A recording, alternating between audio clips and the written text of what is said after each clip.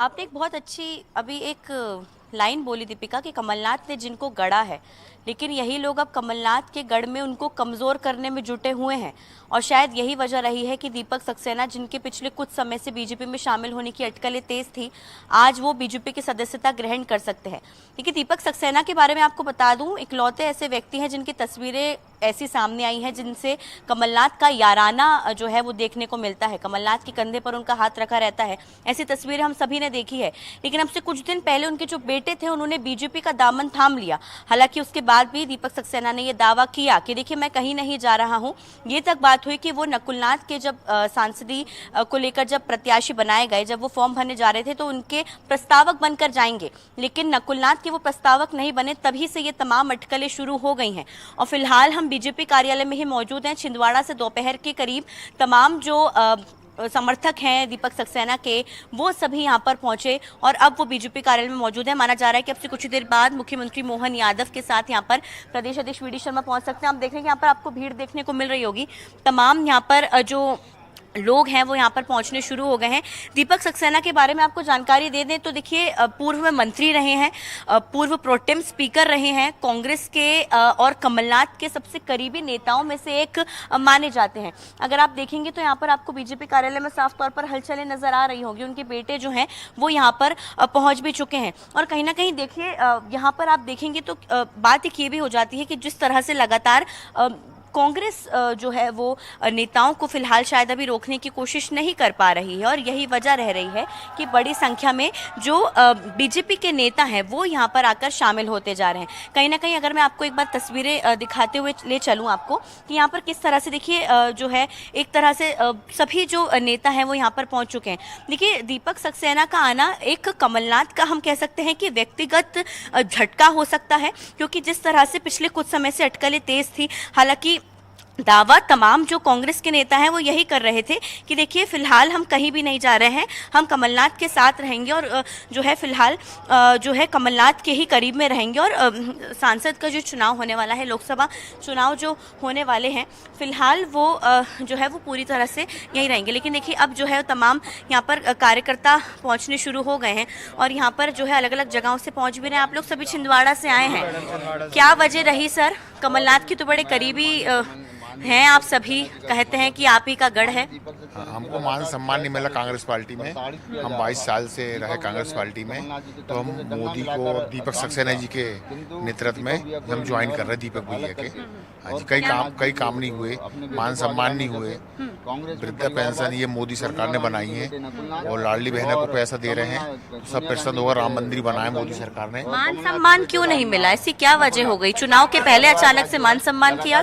मान सम्मान नहीं मिला जी हमको। कमलनाथ जी तरफ बहुत दिन से जुड़ी, उम्र हो गई, हमारे पिताजी खत्म हो गए, बहुत दिन से जुड़े 2-3 पीढ़ी से। कमलनाथ जी तरफ से मान सम्मान नहीं मिला था, हम इसके लिए दीपक भैया के साथ हम ज्वाइन कर रहे हैं। आप अभी कुछ कह रहे थे, मान सम्मान नहीं मिला, क्या वजह रही? यही वजह थी कि या कुछ और है? दीपक भैया को मान सम्मान नहीं मिला। दीपक भैया में काबिलियत थी। यहाँ जो आज 1000 लोगों का काफिला जो आया, 400 गाड़ियों का काफिला जो आया है, वो सिर्फ दीपक भैया के कहने पर आया है, अपनी मर्जी से आया है। और वहाँ पे दीपक भैया को जो मान सम्मान नहीं मिल रहा था कांग्रेस में, वो भाजपा में मिलेगा और दीपक भैया आगामी बड़े नेता भाजपा के लिए साबित होंगे। तो आप क्या मतलब, जैसे जिस तरह से उनका कमलनाथ का रहा है रिश्ता, हमने देखा है काफी याराना रिश्ता रहा है, लेकिन अचानक से क्या दोस्ती में कुछ बदलाव हुआ? क्या वजह रही है नाराजगी की? दोस्ती में कोई बदलाव नहीं है, दोस्ती जहाँ की वहाँ रहेगी। दीपक भैया को आगे बढ़ाना चाहिए था। इतने लंबे समय से मैं 8वीं पे पढ़ता था, जब से मैं दीपक भैया से जुड़ा हूँ, तब से हम देखते आए कि दीपक भैया ने हर तबके के लोगों का काम किया है। उनके बंगले पे चले गए तो एक फ़ोन लगा के सारे काम हो जाते हैं। माननीय कमलनाथ जी के साथ वो 45 वर्षों से साथ में थे, लेकिन उन्होंने आने वाले समय में सांसद खुद बन गए। सांसद खुद बनने के बाद फिर विधायक खुद बन गए तो सांसद बेटे को बना दिए। लेकिन हमारे दीपक भैया को कहीं ना कहीं ठगा जा रहा था। उनकी प्रतिष्ठा के बलबूते पे पूरे छिंदवाड़ा में वोट लिए जा रहे थे और हम इसी से आहत थे। हमारा जो सारे कार्यकर्ता इसी चीज़ से आहत थे और हम लगभग 2000 से ज़्यादा लोग यहाँ पर आज भाजपा में ज्वाइन करने के लिए आए हैं। और रही बात राम मंदिर की, राम मंदिर बनाने के लिए आगे ही नहीं बढ़ पा रहे थे। आगे बढ़ने का काम भाजपा सरकार ने किया, हम उसका स्वागत करते हैं।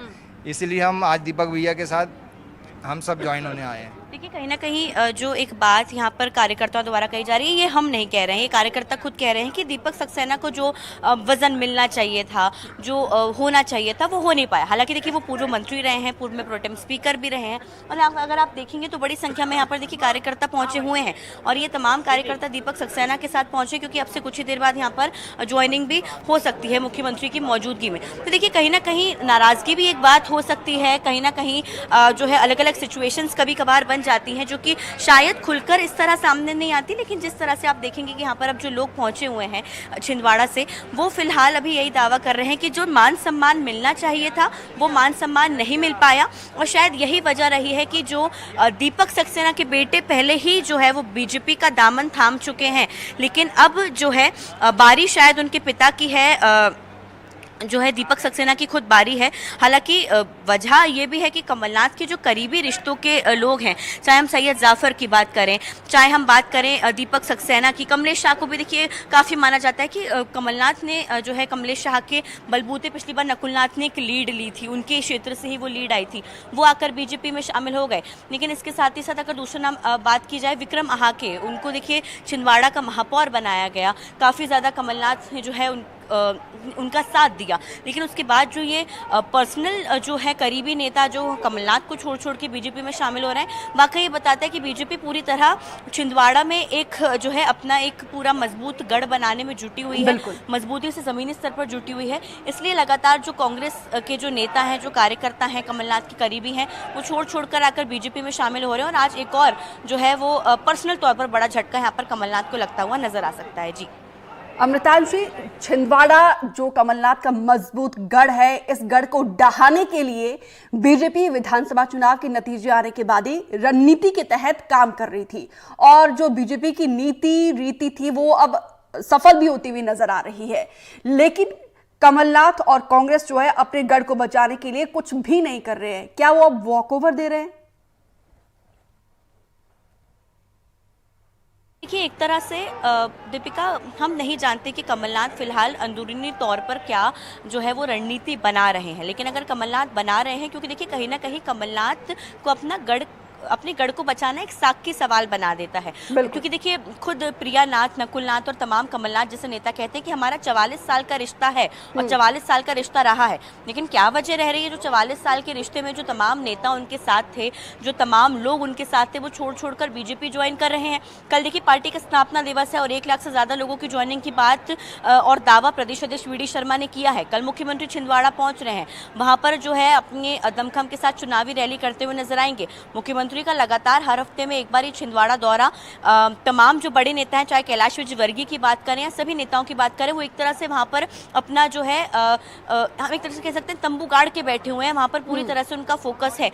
और ऐसे में जाहिर सी बात है पूरी तरह से जो नाराज नेता हैं, उनकी कोई भी छोटी मोटी नाराज़गी हो या फिर किसी वजह से जो है वो कांग्रेस में खुश नहीं हो, ऐसे ही नेताओं को साधने की, ऐसे ही लोगों को साधने की कोशिश यहाँ पर बीजेपी इसमें करने में लगी हुई है। एक तरह से संगठन के जरिए मजबूती तो कर ही रही है, लेकिन एक साइकोलॉजिकल प्रेशर जो हम पहले भी बात करते थे वो बनाने की यहाँ पर कोशिश की जा रही है कि देखिए आपके नेता नाराज़ हैं, वो हमारी पार्टी में आ रहे हैं और इसी तरह हम आपके जो है गढ़ को तोड़ने की कोशिश कर भी रहे हैं। लेकिन बीजेपी कितना सफल होती है, क्योंकि कमलनाथ जो है वो अपने पारिवारिक रिश्तों की बात करते हैं अपने गढ़ में जाकर, लेकिन बीजेपी का, क्योंकि देखिए इस बार बीजेपी का ये मुख्य लक्ष्य बन गया है, क्योंकि 7 की 7 सीटें पहले तो देखिए विधानसभा चुनावों में बीजेपी ने वहां पर खो दी। तमाम जो है तरीके से प्रचार प्रसार करने के बाद, नेताओं के जो है वहां पर रहने के बावजूद भी बीजेपी वहां पर कमाल नहीं दिखा पाई। तो बीजेपी की एक सीट जो पिछले 2 चुनावों से बार बार बच रही है, हालांकि 2014 में 27 रही है, 28 रही है, एक सीट जो बच रही है, किसी भी हाल में बीजेपी इस बार इसको छोड़ना नहीं चाहती और ये एक तरह से प्रूफ करना चाहती है कि देखिए इस बार हम जो है उनके गढ़ को छीन कर अमृतांशी, बीजेपी तो नहीं छोड़ना चाहती है, बीजेपी तो चाहती है कि यहाँ से एडीसी लेकर चोटी तक का जोर लगा रही है कि किसी तरीके से छिंदवाड़ा को अपनी पाले में लाया जाए, लेकिन कांग्रेस जो है अपनी सीट को बचाने की कोई कोशिश नहीं कर रही है। क्या वजह आपको नजर आती है? देखिए जिस तरह से अब देखिए बीजेपी के पूरे तमाम जो नेता हैं वो इस कोशिश में लग गए हैं कि किसी ना किसी तरीके से कि छिंदवाड़ा को जो है वो ले लिया जाए। अब आप यहाँ पर तस्वीरें भी देखेंगे, रात के 9 बज रहे हैं, लेकिन यहाँ पर जो है तमाम जो नेता हैं वो बड़ी दूर से आए हैं, यहाँ पर लगातार पहुँच रहे हैं। फिलहाल ये एक बड़ा सवाल पैदा होता है कि क्या कमलनाथ इनको रोकने की कोशिश नहीं कर रहे हैं, क्योंकि सूत्रों के मुताबिक खबरें तो ये भी आई थी कि 3 दिन पहले कमलनाथ जो है वो दीपक सक्सेना से मिलने पहुंचे भी थे। 15 मिनट बंद कमरे के बीच दोनों में मुलाकात भी हुई थी, बातचीत भी हुई थी। लेकिन क्या वजह रह रही है जो लगातार नेता छोड़ छोड़ के कांग्रेस आ रहे हैं, और कांग्रेस की ये मजबूरी है या फिर कांग्रेस अपने नेताओं को मना नहीं पा रही है, किस तरह की मजबूरी है और क्या कुछ वजह रह रही है, फिलहाल देखिए ये तो अभी किसी को मालूम नहीं है। लेकिन बार बार जो कांग्रेस नेता छोड़कर आ रहे हैं, कहीं ना कहीं देखिए संगठनात्मक तौर पर ये कांग्रेस को काफी ज्यादा कमजोर कर रहा है। और संगठनात्मक तौर पर अगर पार्टी कमजोर होती है तो फिर जाहिर सी बात है उसका असर चुनावों में भी देखने को मिलता है, और शायद बीजेपी यही करने की कोशिश में जुटी हुई है। लेकिन बीजेपी अपनी अभी नीति के तहत आगे बढ़ रही है और उनकी कोशिश सफल भी हो रही है, लेकिन कांग्रेस फिलहाल अपने घर को बचाने के लिए कोई कोशिश करते हुए नजर नहीं आ रही है। अमृतांशी, विस्तार से जानकारी साझा करने के लिए आपका बहुत बहुत शुक्रिया।